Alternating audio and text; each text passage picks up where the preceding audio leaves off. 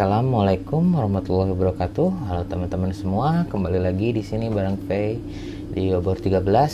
Semoga teman-teman semua selalu dalam keadaan sehat walafiat, baik-baik saja dan tidak kurang sesuatu apapun. Oke, untuk kisah kali ini saya akan membawakan kisah tentang pengalaman saya sendiri yang bisa dikatakan berguru atau belajar dari salah seorang guru spiritual. Seperti apa kisahnya? Mari kita mulai.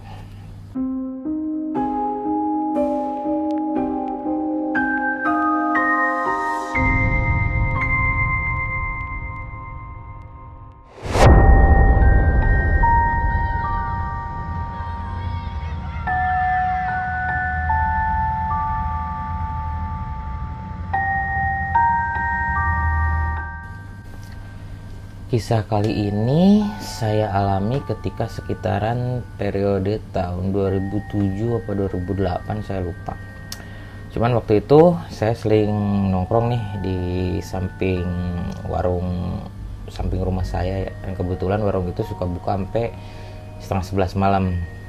Nah, ketika saya nongkrong, tiba-tiba ada kakak ipar saya nih dari luar kota mampir ke warung buat beli makanan gitu. Makanannya tuh berupa ya kacang-kacangan, rokok, yang penting buat ngemilan gitu kan. Tapi makanannya itu dia beli dalam jumlah yang banyak gitu kan. Lalu saya heran, ini ngapain sih kakak ipar gua datang malam-malam nggak ke rumah tapi langsung berangkat gitu kan. Saya juga makin sedikit saat itu ngerasain ini nggak sopan amat sih orang gitu kan, merasakan hal seperti itu gitu kan. Seingat saya itu hari Selasa deh kalau nggak salah. Tiba-tiba di hari Kamis terulang juga hal yang sama gitu. Namun kebetulan di hari Kamis itu kakak ipar saya datang dengan kakak saya. Jadi sekalian ngajak main gitu kakak saya untuk pulang kampung, kakak saya di rumah dan kakak ipar saya berangkat lagi gitu entah kemana gitu kan. Nggak bercerita banyak gitu kan waktu itu. Nah, singkat cerita, minggu depannya sama gitu lagi. Makin curiga dong saya sama kakak ipar gitu kan. Ini ngapain sih orang hampir tiap Senin sama Kamis bela-belain gitu kan dari Jakarta datang ke sini jauh-jauh cuman gini doang gitu. Nah, singkat cerita nggak habis pikir lah saya juga kenapa kelakuan kakak ipar. Saya juga nggak mau mencoba ikut campur dalam hal-hal yang bukan ranah saya gitu.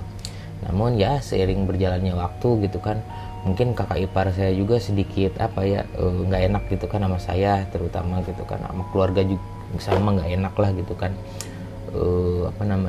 Datang gitu buru-buru nggak ke rumah langsung berangkat dan sebagainya gitu, mengingat perjalanan saat itu jauh juga gitu kan.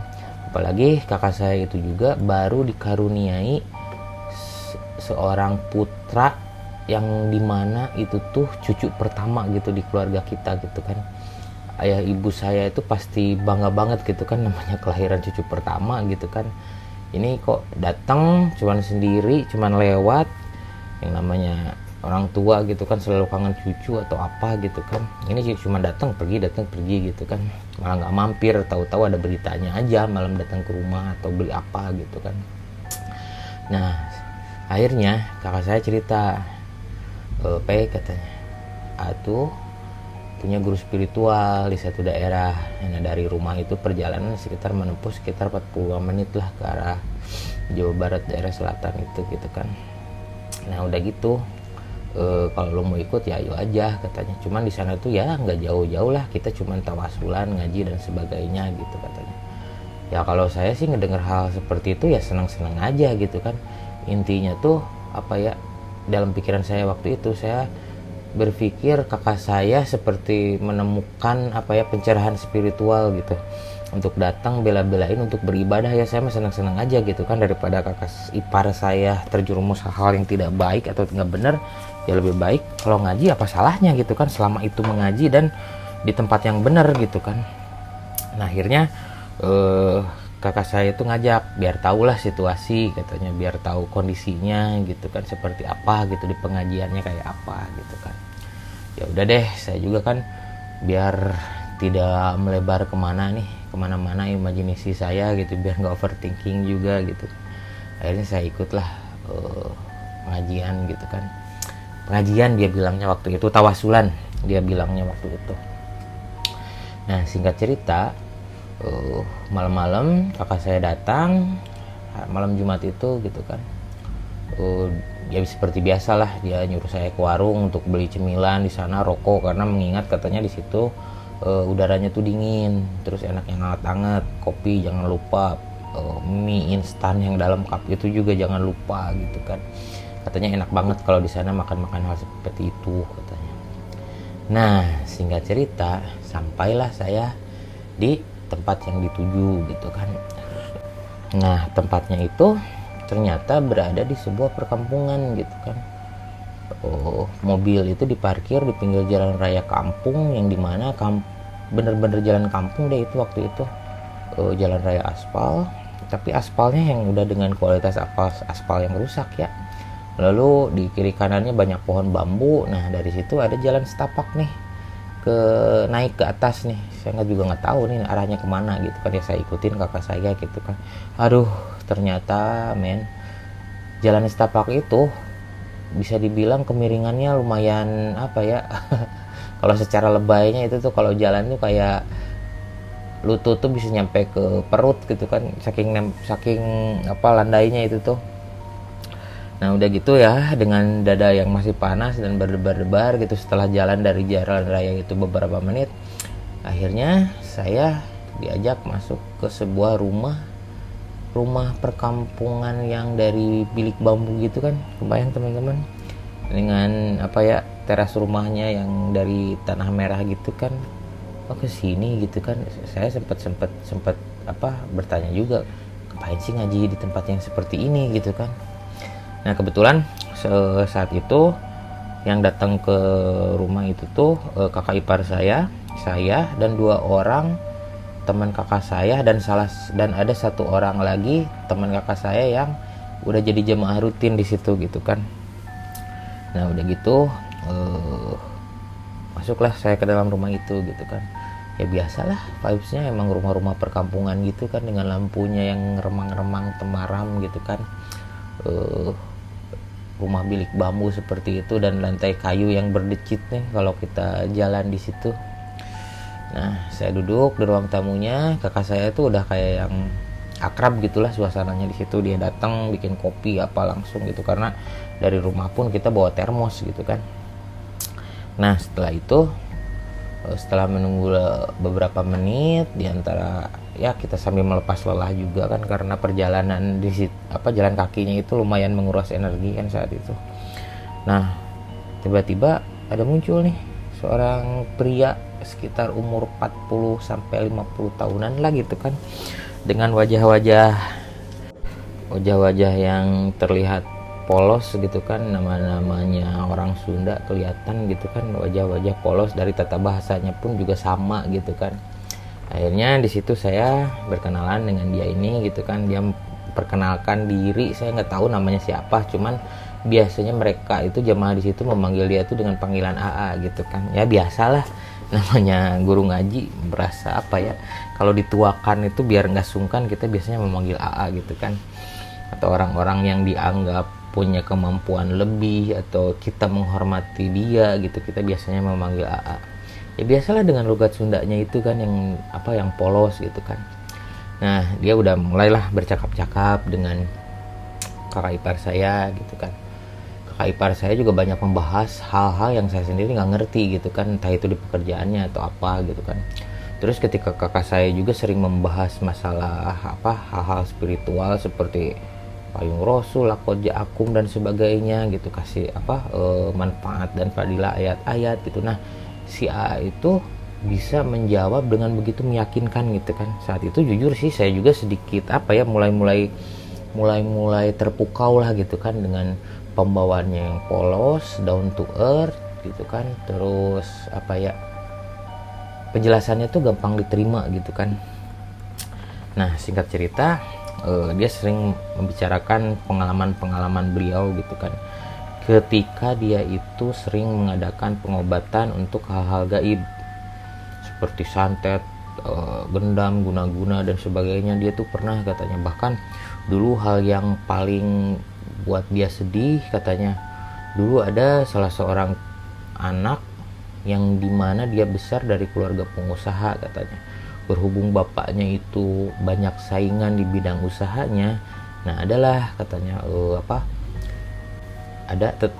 persaingan bisnis yang tidak sehat lah dengan rekan-rekannya, sehingga koleganya yang iri itu mengirimkan santet atau guna-guna gitu buat keluarganya, buat si bapaknya anak itu, malah yang kena itu anaknya katanya, sehingga anaknya itu bisa dibilang kayak hampir hilang ingatan gitu, ada kesadarannya itu nggak normal lah gitu kan. Akhirnya katanya, berhubung namanya orang tua kan, yang namanya orang tua pasti sayang sama anak gitu kan, mau gimana pun metode pengobatan apapun dimanapun pasti dikejar gitu kan. Sampai dia cerita katanya pernah mendatangi seorang ahli pengobatan yang berada di daerah pantai selatan katanya. Terus minta syaratnya tuh harus beli semua makanan apa kesukaan anak itu, yang mahal-mahal, yang bagus-bagus katanya. Terus yang sakit hatinya tuh katanya, si makanan itu dibuang begitu saja gitu, yang satu karung itu tuh dibuang begitu saja di laut gitu kan. Si A ceritanya, A juga katanya menyayangkan hal itu gitu, udah memubazir, kenapa nggak disedekahin aja sih dan berdoa untuk kesembuhan anaknya gitu kan. Digituin gimana kita nggak terenyuh gitu kan. Nah lalu di pengobatannya itu pula udah makanannya dibuang begitu aja dengan sia-sia ke laut, terus anaknya yang dengan ada gangguan ingatannya itu malah dicelup-celupin di laut katanya, malah tambah sakit hati katanya melihat kejadian itu. Nah akhirnya singkat cerita sering ngobrol sana sini, nah dapatlah informasi bahwa coba deh katanya dibawa untuk pengobatan di sini di si AA katanya. Dan versi si A sih bilangnya alhamdulillah anaknya itu udah normal kembali katanya. Kalau untuk hal-hal mistis seperti itu tuh paling mudah katanya, paling mudah karena apa? Karena hal-hal mistis itu sifatnya itu parasit di tubuh kita gitu, jadi cuman menempel ya, kita tinggal cabut-cabutin aja, itu mah gampang. Terus kalau untuk hal-hal yang mengganggu usaha, kita mah jangan seperti itu katanya. Kita tuh lebih baik ya doakan aja orang itu biar sukses, biar kaya, nggak apa-apa usahanya depan-depanan atau sampingan-sampingan sama kita. Yang penting kalau dia kaya, kita juga harus lebih kaya, gitu aja sih, simple katanya. Soalnya kalau kita tutup bisnisnya dia atau kita guna-gunanya dia, itu tanggung jawabnya buat kita di akhirat berat katanya. Terus lagian dia juga punya tanggung jawab untuk ngurusin keluarganya, anak atau siapapun itu gitu di keluarganya, dan bisa jadi dia juga adalah tulang punggung di keluarganya. Kebayang nggak zolimnya kita katanya, kalau sampai usahanya, mata pencahariannya itu kita tutup, berapa orang yang kita dolimi, dan kemudian nggak akan menuntut mereka di akhirat kelak gitu kan. Nah ngedenger pembicaraan seperti itu ya saya makin terenyuh dong gitu. Oh berarti masuk akal juga nih pembicaraan dia tentang hal seperti ini gitu kan. Ternyata kesadaran spiritualnya itu ya bisa jadi di atas kita gitu kan. Nah singkat cerita, kakak saya tidak mau berlama-lama, kayak ngajak, ayo kita mulai aja katanya tawasulannya. Ya udah ayo katanya. Terus saya juga makin bingung, ini dibawa kemana lagi nih gitu kan. Lalu singkat cerita, saya diajak nih sama kakak ipar saya naik lagi nih dari tempat tinggalnya dia ini tuh, naik ke arah perbukitan lagi menuju ke sedikit bisa dikatakan hutan kecil lah di situ gitu kan. Mau ke perkebunan, ada apa di situ kan, saya juga nggak tahu karena malam-malam saat itu. Lalu tiba-tiba seperti ada masjid kecil gitu kan, surau, kalau orang Sunda bilang tuh tajuk gitu kan. Masjid kecil yang biasa dipakai para petani atau yang lewat di situ, atau para orang-orang kebun yang beribadah gitu untuk melepas lelah gitu kan. Suraunya juga tidak besar-besar amat gitu, paling ukurannya sekitar 2 meter sampai 2,5 meter lah gitu kan. Nah yang anehnya di surau itu tuh ada tempat wudhu tuh, dan airnya itu kalau malam itu anget, airnya tuh aneh gitu, karena entah karena suhunya yang terlampau dingin apa gimana gitu. Airnya tuh anget, dan saya juga pernah ketika siang hari pun sholat di situ airnya tuh dingin, seger bahkan gitu kan. Dan saya nggak bisa ngelihat gitu surrounding saat itu seperti apa di lingkungan di situ. Hanya kelihatannya aja banyak pohon-pohon bambu gitu yang mengelilingi surau itu gitu kan. Ya pokoknya ya sangat-sangat apa ya, lingkungannya tuh nggak ada penghuninya juga gitu, nggak ada warga, nggak ada apa itu, cuman pokoknya di tengah hutan itu cuman ada surau itu aja gitu satu. Nah udah gitu kita selesai wudhu, ya udah kita semua masuk ke dalam katanya.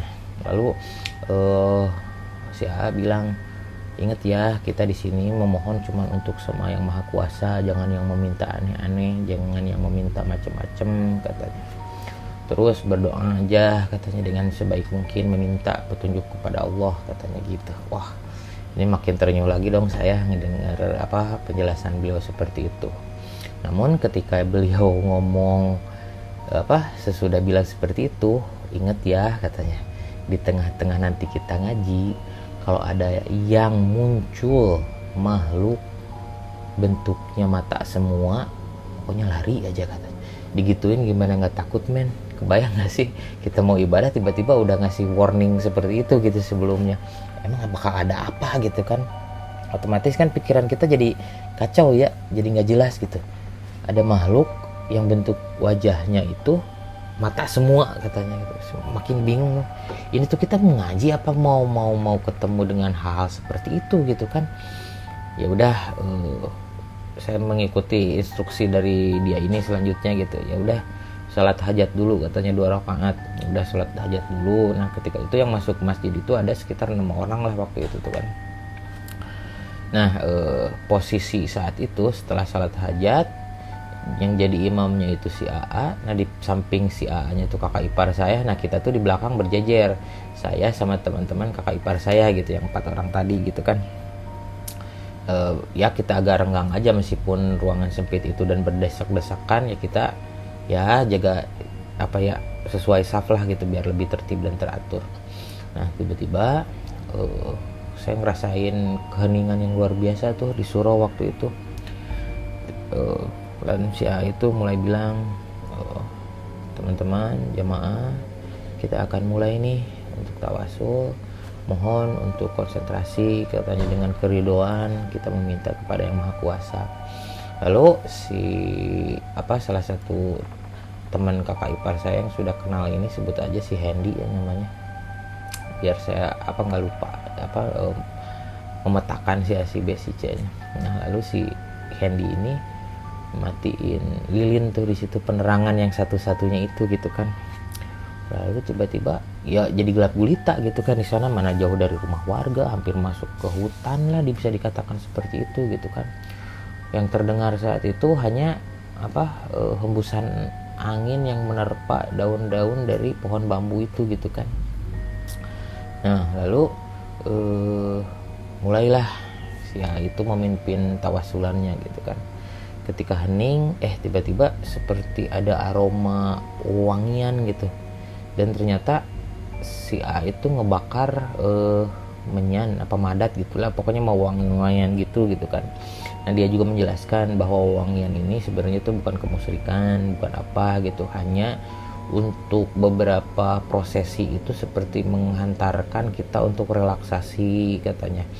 Ketika relaksasi semuanya sudah rileks dan seperti ngangkat aja konsentrasi kita untuk lebih khusyuk lagi berdoa katanya. Ini nggak ada tujuan untuk hal-hal yang mistis katanya gitu, bilangnya seperti itu sih saat itu gitu kan.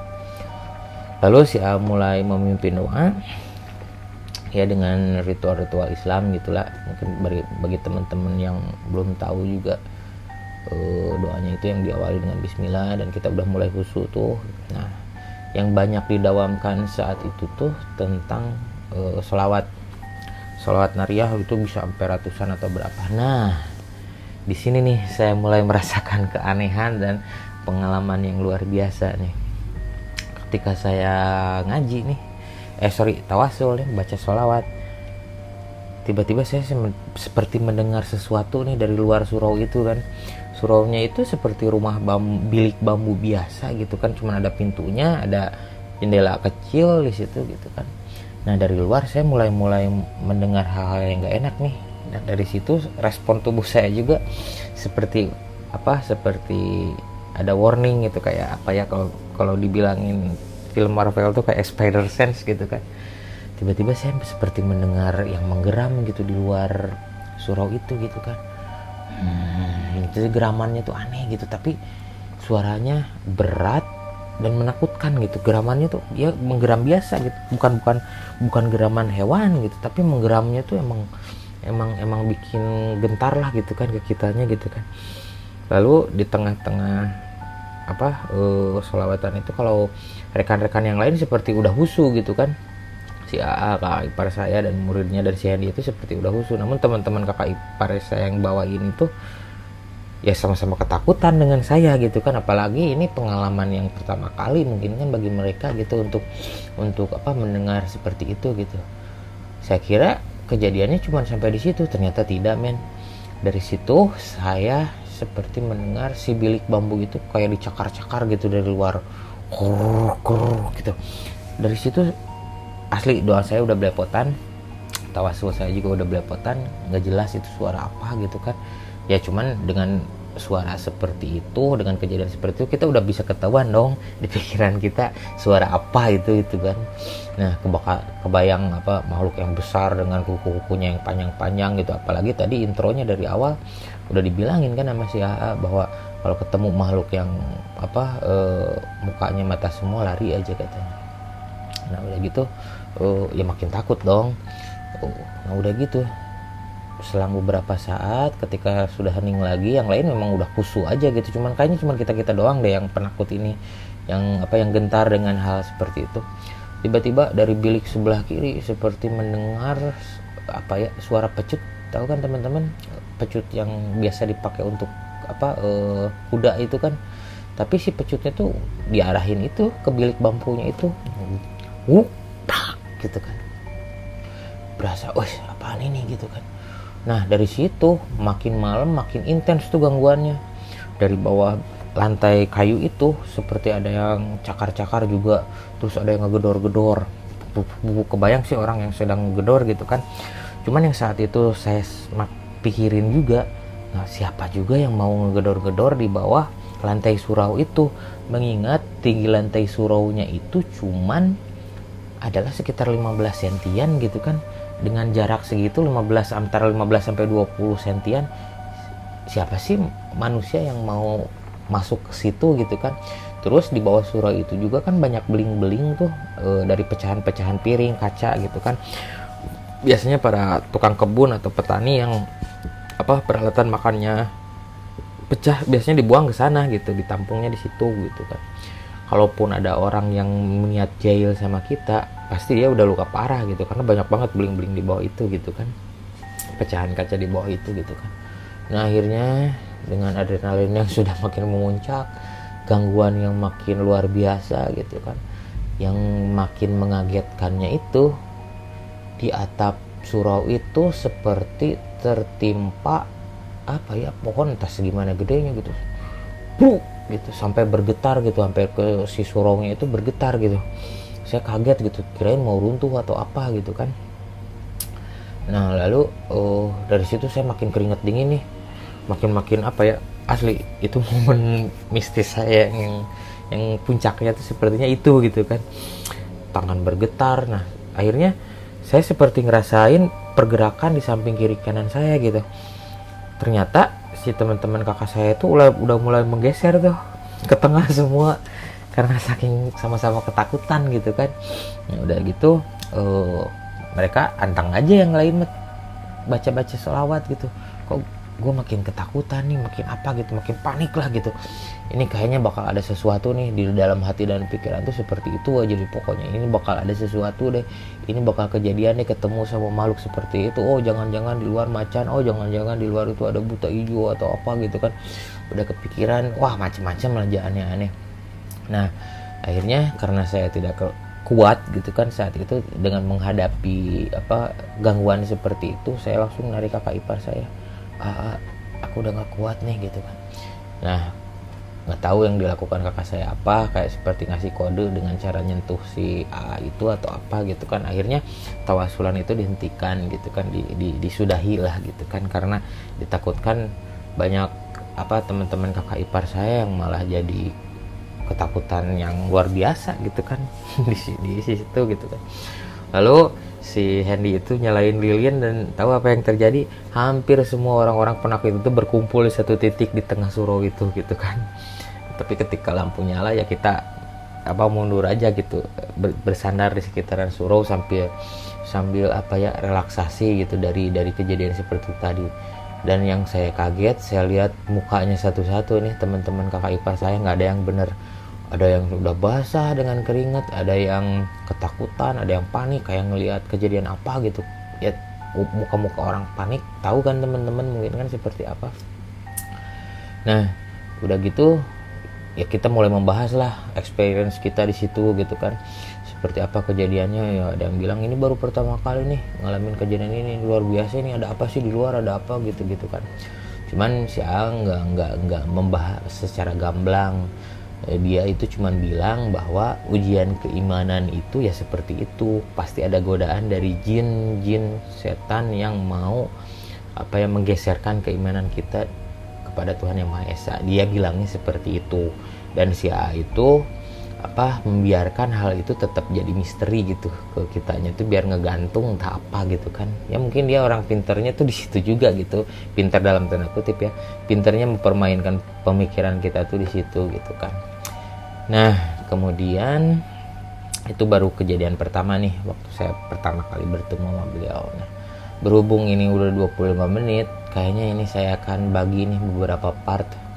Di part selanjutnya juga masih banyak kejadian. Kayaknya untuk episode si guru spiritual ini bakal banyak partnya deh, karena ceritanya banyak dan bakal menyangkut dengan ya hal-hal yang membagongkan selanjutnya gitu kan. Oke teman-teman, saya sudahi untuk kisah kali ini. Bagi teman-teman yang mau mensupport channel saya dengan berbagi cerita asupan horor, boleh ya di share ke sini ke obor13.official@gmail.com. Semoga kisah-kisah dari teman-teman semua ada manfaat dan kisah yang bisa dijadikan pelajaran untuk kita semua. Itu aja dari saya untuk episode kali ini. Wassalamualaikum warahmatullahi wabarakatuh. Sampai jumpa. Dadah.